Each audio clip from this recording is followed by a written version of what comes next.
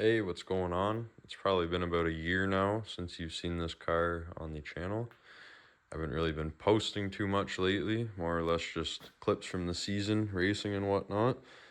But I thought I would post this as a update on what's happened with the car, the changes that I've done, and everything like that. So, just to dive right in, I think about a year ago, I don't even think I had the Vortex XL on this car yet. So I put that on, ran it for, I don't know, a few months, not too long anyhow. And we had issues with it, with the wastegate not doing things properly and the turbo not making boost. So, whatever, fast forward a little bit, and we swapped to a Pulsar PSR G30 900, which I believe it's a 62 millimeter turbo, full frame. We've been running that for, I don't know how long now. It's been just this season mostly, but it's been pretty good. Car's been running well, pump gas and on ethanol. I don't know how much power it makes exactly, but I say around mid fives on ethanol is a pretty good guess, but I have not run it on a dyno yet, so I have no clue.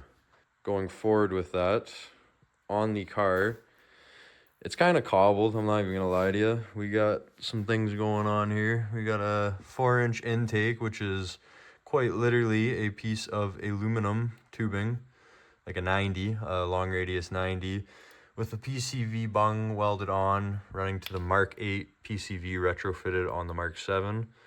I've got a little vacuum port welded on, or it's not welded, it's just pushed in there and sealed for the blow-off valve. And then there's a velocity stack underneath the filter. I think it's 7-inch velocity stack. Don't quote me on that, but I never take the filter off really anyways. Then yeah, the charge pipes, we have EQT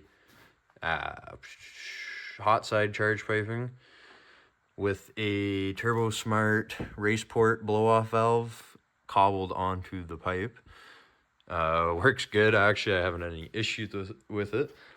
And then on the cold side of the piping, there's an APR charge pipe in there too. And then, of course, we have the EQT T-map and the put sensor down below as well. So those are upgraded. What else is done in the engine? The multi-port injection, which is EQT as well. 925cc injectors, nothing crazy. And that runs to an EQT standard low pressure fuel pump, which I haven't had any issues with. I know a lot of people have had issues with that fuel pump. I bought mine before they changed the manufacturers, so I paid the extra little bit before it became cheaper, but mine hasn't had issues like other people have had. So either dumb luck or it was the manufacturer that was the problem. Either way, I haven't had issues with it. For the turbo itself, to mount it on the block, I have a custom CNC'd stainless adapter from T3 to T4 that bolts on, and it sits the turbo around factory height. And then there's also a V-band adapter on there to actually clamp the turbo itself onto it. So that's how that is fitted up. And then just a standard aftermarket oil and coolant line kit. I think Mamba Tech or whatever, nothing crazy. And then the downpipe is a Traxlag 4-inch catless downpipe that I just kind of modified to fit because that's a Garrett flange. It's not a IS-38 style flange. So I kind of cobbled that together and welded some shit on there, made it work, and then moved the O2 sensor, which would typically be on the turbo mounting point there. I just moved that to the top of the downpipe. Haven't had any issues with that yet. So yeah, it's It runs good. It's a little slow on building boost. I won't lie. I mean, I don't hit full boost till like 5,000 RPMs roughly. But when it hits full boost, it hits and it pulls. So, I mean, can't really be mad at it. But yeah. I also wanted to mention we did move the battery from the engine bay. It was kind of, I don't know, I would call it weight reduction, I guess, in a way. We did get a lightweight battery. It was more to just declutter this area because I knew the intake was going to be sitting there and I wanted a big intake. You probably could have made the OEM battery tray work somehow. I don't know. I don't care. I moved it. We just ran cable from the alternator all the way back. I'll show you the setup we got going on here. A little dark, hard to see, but that's our positive wire. Runs all the way up, goes onto the alternator. And then we have our little disconnect in the middle with an ATX 30 HD anti-gravity battery in the back, which I think it weighs, I want to say 11, 12 pounds, something like that. It's a pricey fucking battery for what it is, but it's a good battery. I like it. Has never gave me issues. The car will sit for, I think it's sat for at least 2 weeks at a time and starts right up, no issues. So of course I don't sit there with the radio on or anything like that, but haven't had any problems with it yet. So very happy with that. The exhaust. Oh, it's kind of hard to show the exhaust as the car sits on the ground, but this is, I fabbed it up myself. It is a 4-inch tip on the end, reduces down to a 3 with a 3-inch vibrant, I think that's just a vibrant round muffler, to a vibrant ultra quiet resonator in the middle, and then it just goes to the downpipe. So it sounds good. If I have some sound clips, I might insert those.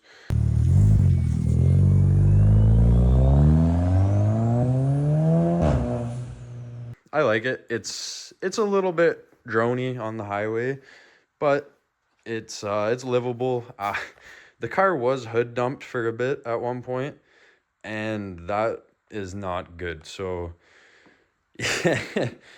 going from the hood dump to the single exit 3-inch catback was definitely one of the better choices I made with this car. I loved the hood dump. It was fun, whatever, but the attention from driving it around, I was not a fan of. I was just always pretty much worried about getting pulled over. Yeah, speaking of, I did just get pulled over the other day with this exhaust on and got hit with improper muffler and unnecessary noise, but that was just the cop being an asshole, and the car is actually not that loud, believe it or not. Now, other than engine modifications, I haven't really done much cosmetically to this car. Before, I don't even remember what was going on with the car in my last video, but the car was on airlift suspension for one season, I would say. I don't even think it was the full season I had it on there. I didn't really like it. It was good. It was fun. I don't know. It was airlift. I got rid of it, traded it for Olin's. I'm on Olin's road and track coilovers now. They're actually meant for a Mark 7 GTI, but we went ahead and swapped the springs and had them serviced so that they would fit onto the Golf R and have the fitment actually be half decent. And the spring rate is, I want to say 12 in the back and 10 in the front. Can't really remember, but the coilovers are valved to the spring rate that they're on. Also on Apex SM10s, these are 17 by 8.5s, I believe, with a 245, 45, 17 tire on them. I like the wheels. They're nice. I wish I would have got them in a 9 wide instead of an 8.5, but it is what it is. The tires, they're the Conti Extreme Sport contacts, O2s, I think that's what it is.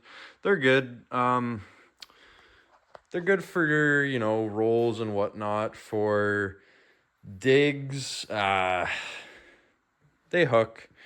You don't want to launch it fully. They will spin. I think my launch control, it leaves only on like 5 or 6 PSI right now, and it will light the tires up for sure. But that's kind of to be expected. These are a 300 tread wear tire, I believe, so nothing too extreme there. But they do serve their purpose. You may see the GLS Performance sticker on there. I did want to mention, I am no longer tuned by GLS currently. Nothing against Gary at all. Gary was an awesome tuner, and he helped me out with this car through the many changes that I put it through, like multiple turbo setups at this point. It was also on a G30 660 before I went to the G30 900, which that was after I had the Vortex XL. Yeah, that didn't work out too well either.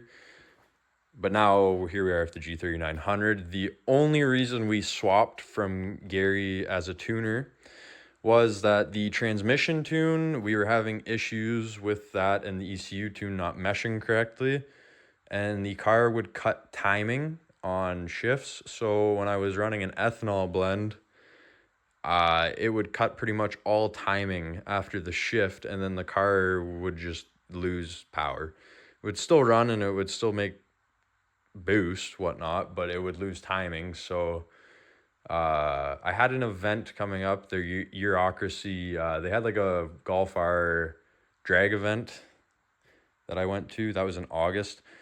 And I wanted the car running good for that event, which we were not going to be able to do with Gary. So I took the leap and jumped over to Wonder Tuning with Stefan Wonder, or Steven Wonder. I don't know how you pronounce his name exactly, but things have been all good now with him. Car makes timing, hasn't had any issues.